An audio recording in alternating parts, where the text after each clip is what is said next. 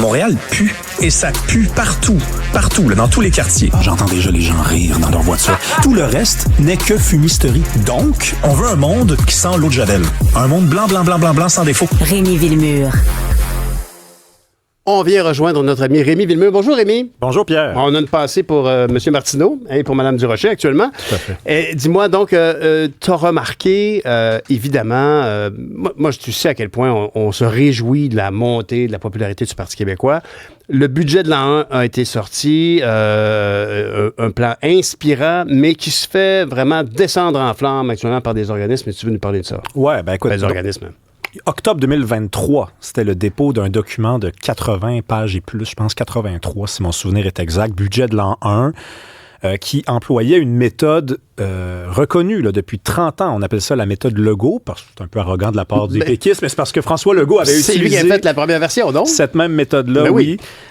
Et donc, 84 pages, un document quand même rigoureux. Et là, un an plus tard, on a 4 personnes, 3 économistes et André Pratt, qui sont les 4 associés au Parti libéral du Québec de près ou de loin. Il y a des gens qui ont été élus à l'intérieur de ce parti-là. André Pratt qui a contribué à la refonte du Parti libéral. Et 4 personnes qui produisent un document de 24 pages, moins 3 pages, parce que je t'explique, moi, quand j'allais au cégep, mon professeur me disait... de nombre de pages. Ben, je vais t'expliquer pourquoi. Quand mon professeur me disait, là, la semaine prochaine, n'oubliez pas, le travail que j'attends, c'est un travail de 20 pages. Moi, si j'avais rien à dire, c'est tout ce que je faisais. Je prenais la police puis je la mettais en 16. Je faisais des grosses pages de 2,5. C'est pas d'hier que t'as du culot. Puis là, je faisais une grosse page de présentation qui me menait à 2-3 pages. Puis là, je me disais, ben, ça rentre. Mais c'est ça qu'ils ont fait. Parce que c'est un document de 24 pages, moins 3, 21. Puis qu'est-ce que c'est que ce document-là? Analysons concrètement ce qu'on nous dit. Ben, on nous dit quoi? On nous dit la même chose que depuis le début. Ben, c'est très prévisible. Moi, je l'ai parcouru très rapidement. Ouais.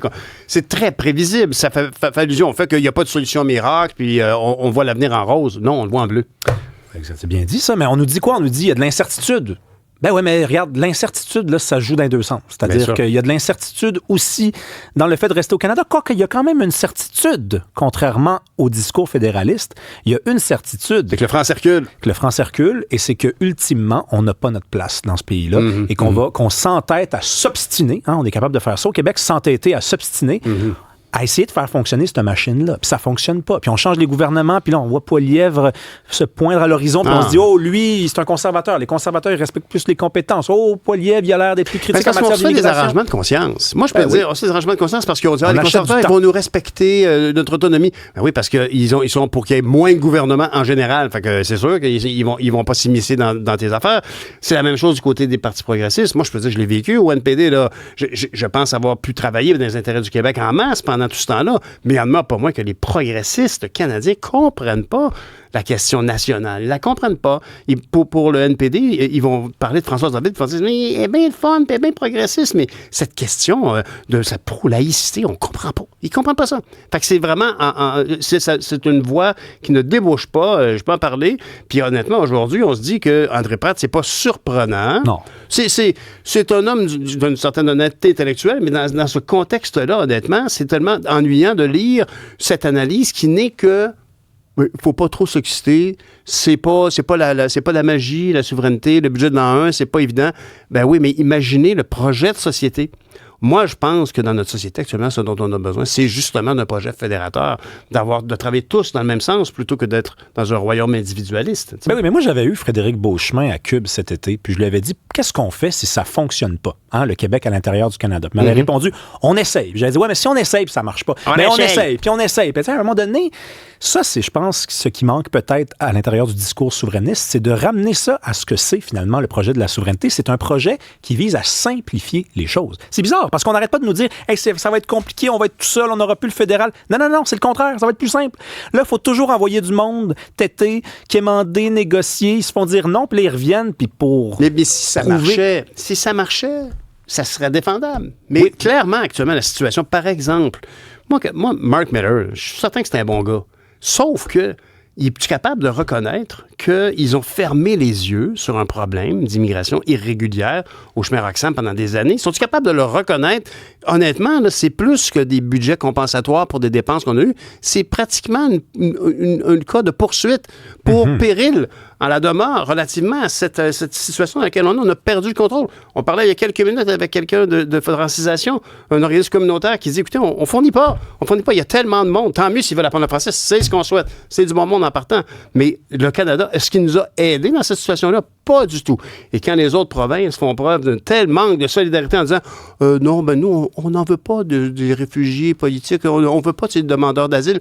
Hey, t'as pas le choix, mon coco. Au Canada. Mais c'est un très bon point parce qu'on ne cesse de dire ça marche pas entre le Québec et Ottawa, mais ça marche pas non plus entre le Québec et les autres provinces. Parce qu'il n'y en a pas de solidarité, ou très peu.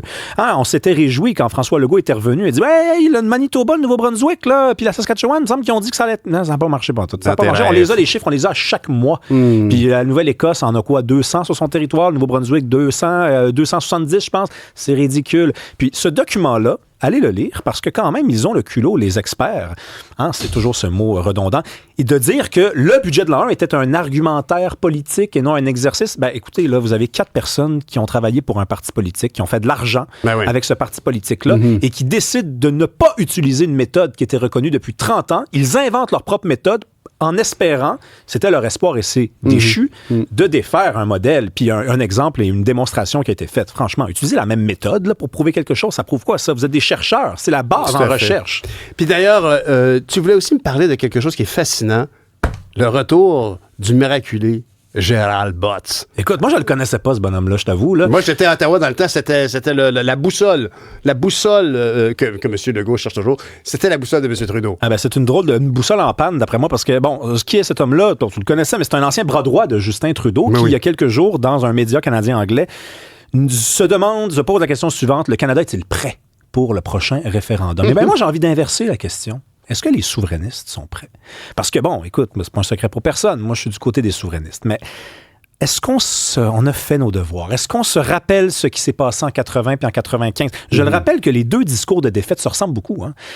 René Lévesque nous dit quoi? Il nous dit, on a perdu, il y a eu des méthodes douteuses de l'autre côté, ça a été immoral, on n'a pas respecté les règles que les Québécois avaient décidées. 15 ans plus tard, qu'est-ce que nous dit bien pire. Jacques Parizeau? Bien pire dans la forme, en tout cas, mais il nous dit quoi? Il y a eu un problème de fraude et il y a eu un problème de trafic de vote. Oui. Et là, 25 ans plus tard, à peu près, on dit quoi au Québec? On dit, si un référendum, ça va être au début d'un mandat du Parti québécois, donc vers 2027-2028, à l'échelle de l'histoire, c'est demain, ça. Est-ce qu'on le sait que le non a triché? La réponse, c'est oui. Qu'est-ce qu'on fait? Faudrait le rappeler davantage. Faudrait le rappeler. Puis, écoute, je ne lance pas de mauvais souhaits dans l'air, mais je dis juste une chose, c'est déjà le début de quelque chose que de le savoir, d'en prendre conscience. Et les Québécois, les indépendantistes surtout, vont devoir arrêter de lever le doigt dans les airs puis de dire j'ai quelque chose à dire. Ils vont devoir mettre le point sur la table. Ça fait du bruit, je suis désolé. C'est une illustration audio de ce que tu veux dire. Tu ne te bats pas avec un régime qui triche, là, en respectant les règles et en jouant propre. Tu perds. C'est parce que la vérité, c'est qu'avec une victoire si mince, on était dans les décimales. Alors, tout geste illégal qui aurait pu avoir un peu d'incidence peut être questionné aujourd'hui comme s'il n'y avait pas eu tel geste, tel avion affrété gratuitement, tel mouvement, tel manif, on aurait pu avoir un résultat très différent.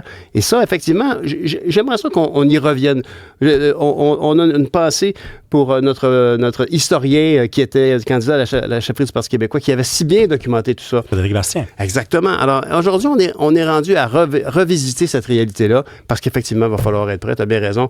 M. Villemur, votre conviction nationaliste est toujours aussi présente. Ça fait du bien à entendre. Ben voilà. Alors, écoutez, c'était une émission un peu spéciale, puisque je remplaçais Sophie Durocher, qui est au chevet de Richard Martineau. On leur souhaite le meilleur. Et bien évidemment, il y aura toujours du contenu culture et société à Cube. Salut!